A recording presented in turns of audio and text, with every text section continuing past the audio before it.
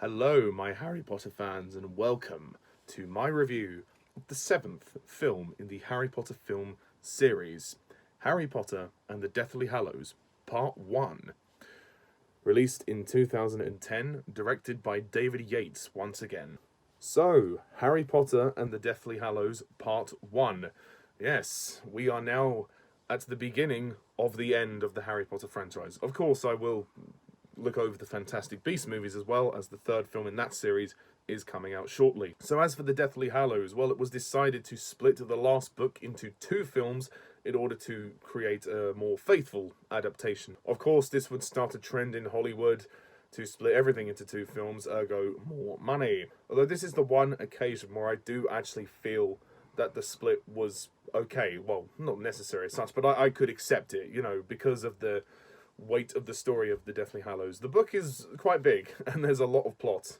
And if they would have done it as one film, I predict it probably would have been a 3-hour film, and it probably would have been cramming quite a lot in, but yeah, who knows. So now with it being two films, we have this 4.5-hour epic, so it's, you know, pretty damn amazing in that regard. As for the plot of the Deathly Hallows Part 1, well, it's as follows.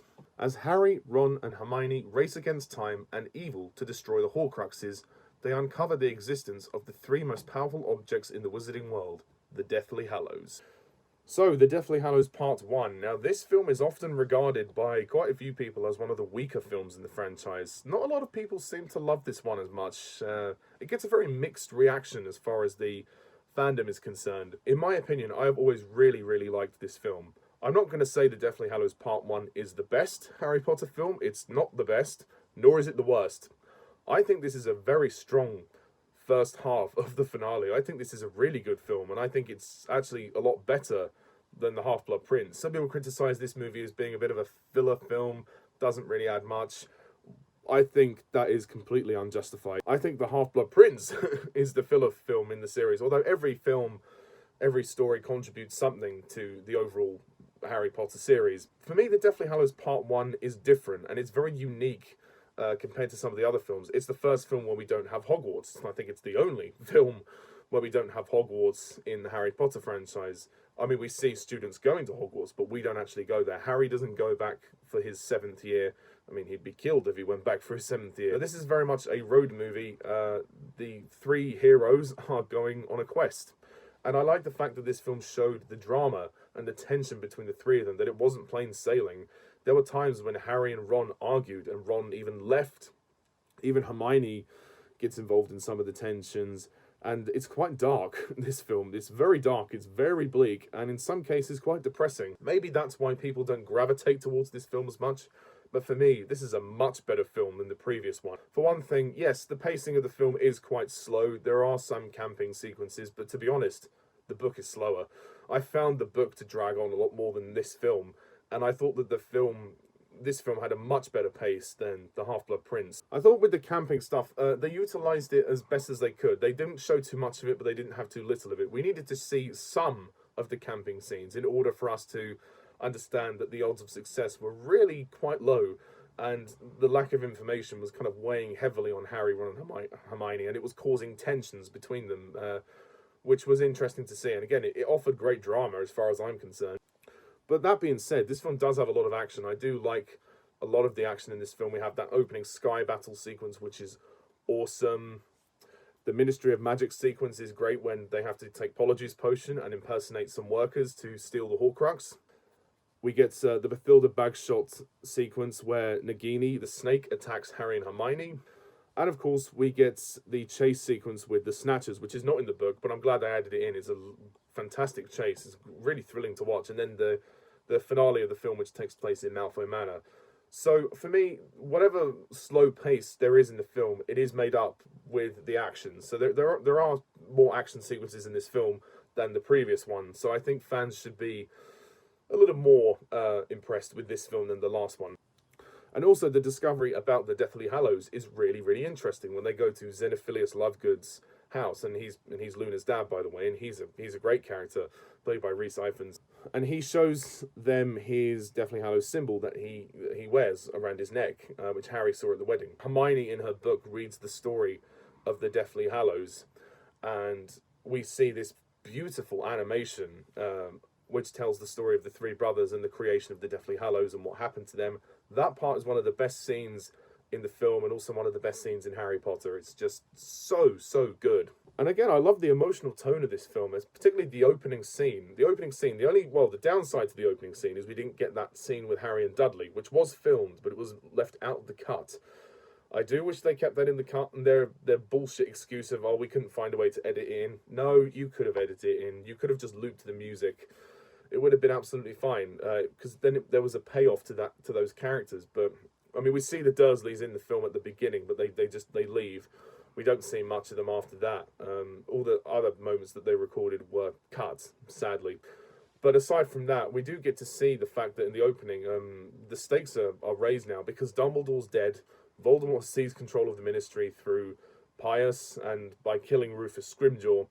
So Pius is basically acting out whatever Voldemort wants, otherwise he'll be killed. And we are seeing Hermione and Ron also kind of worried about the quest that they're about to go on. Particularly Hermione, who erases her parents' memory. And I know that's not in the book, but I think it's a very emotional opening when she just wipes their memories of her from their mind, which is great. I mean, it's to keep them safe, of course, and obviously because, you know, she's going on the quest with Harry, and she's giving up so much for Harry. I mean, that is just true loyalty and true friendship right there. I mean, wow. I mean, God, it's heartbreaking to see all those pictures fade away and everything, but it's one of the most beautiful scenes in the film, and the score to complement it is very emotional. I love that. And Ron's also looking a bit nervous as well, so that's kind of interesting to see. We get a couple of new faces. We get Mundungus Fletcher in this film, played by Andy Linden. He's one of the characters in the book who's featured a little more briefly. But he's basically this con man, this thief, and he's been selling things on, and he's used basically in this as a plot device to give them information about where the locket is, and obviously they find their way back to Umbridge. And seeing Umbridge again in this film is also fantastic. Imelda Staunton, wonderful in this film, in her brief scene that she's in, and the moment when Harry says, "You're lying, Dolores, and one mustn't tell lies." Brilliant payback, love that. And we also get to meet Bill Weasley, yes, played by Domhnall Gleeson, who is actually Brendan Gleeson's son, Brendan Gleeson, who plays Mad-Eye Moody. So it's kind of ironic in the film when he says Mad-Eye's dead, because technically he's talking about his dad, or his dad's character, in a manner of speaking. The other characters that we see, they don't do a huge amount. A lot of the film is centered around Harry, Ron, and Hermione. So in the first half an hour of the film, we see the other characters pop up here and there.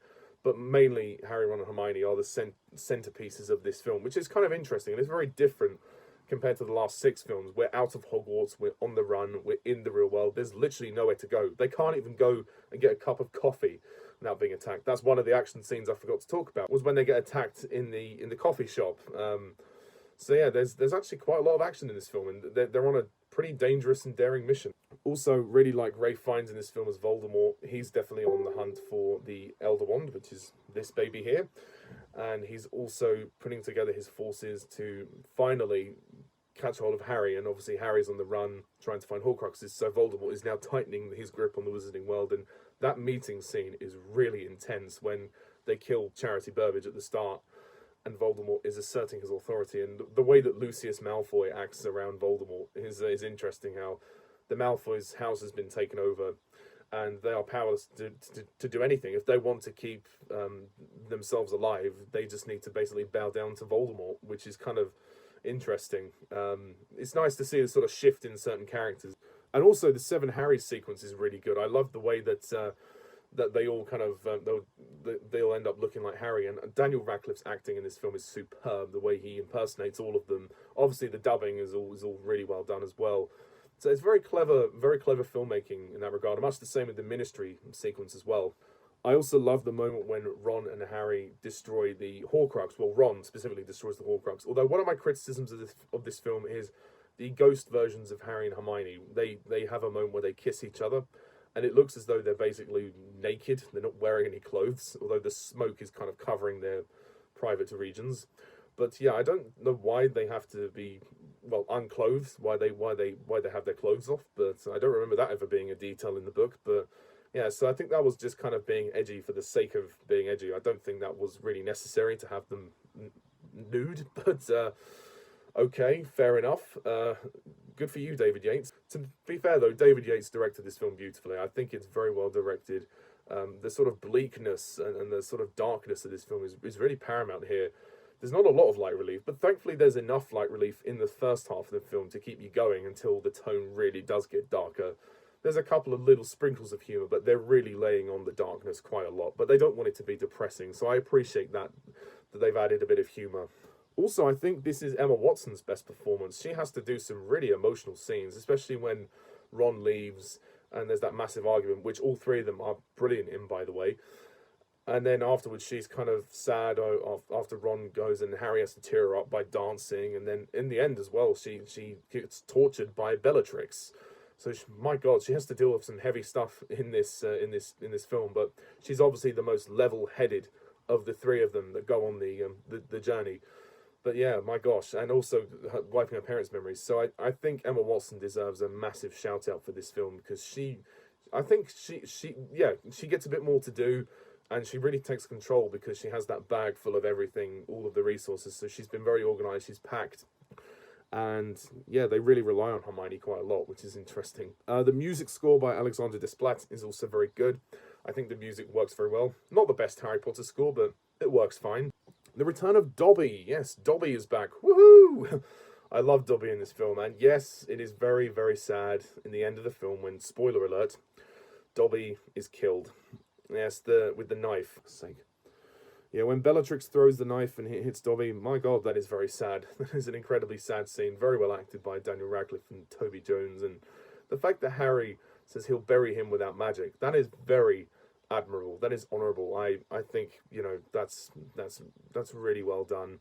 And of course, the finale when Voldemort, he literally goes into Dumbledore's tomb and grabs the Elder Wand, and then he shoots it up into the sky, and that's where it ends. It's an interesting place to cut off, because obviously that's like literally just over halfway through the book. I also think Bill Nighy is quite good as Rufus Scrimgeour, although actually one thing I didn't mention in my previous review with the Half-Blood Prince was there was no minister. Like, Fudge wasn't in it, obviously. Fudge had kind of resigned, and Rufus Scrimgeour becomes the minister in the book.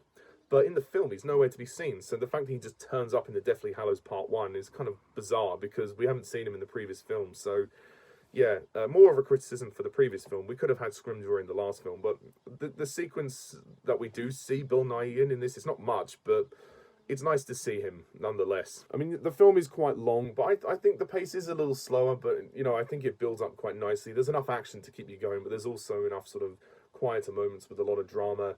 And I think the Deathly Hallows Part 1 is really, really good. Is it the best Potter film? Again, no, it's not the best one. But I do think it's got enough of everything to keep you entertained. I think, the comedy is good, the drama, the music, the action, and again, we're getting a real sense of finality, like especially when Harry looks into the cupboard under the stairs and he picks up his little toy soldier that he had in the first one. So really drawing things to a close now. One final issue I have to mention is some of the flashbacks in regards to Grindelwald and Gregorovitch, like setting all that up. Some of those are really flashed through very quickly, and they're not given enough time to be explained. So I think maybe the film could have devoted a little bit more time to explain those. Yates kind of flashes through that very quickly, so you do have to kind of think, well, maybe I'll read the book to understand more, which is a shame, really, because the film should explain everything that it needs to. So I think there's just a couple of things that it needed to explain in regards to the flashbacks, but that's only a nitpick. So anyway, I'm going to finish up by scoring the Deathly Hallows Part 1 a very strong 9 out of 10.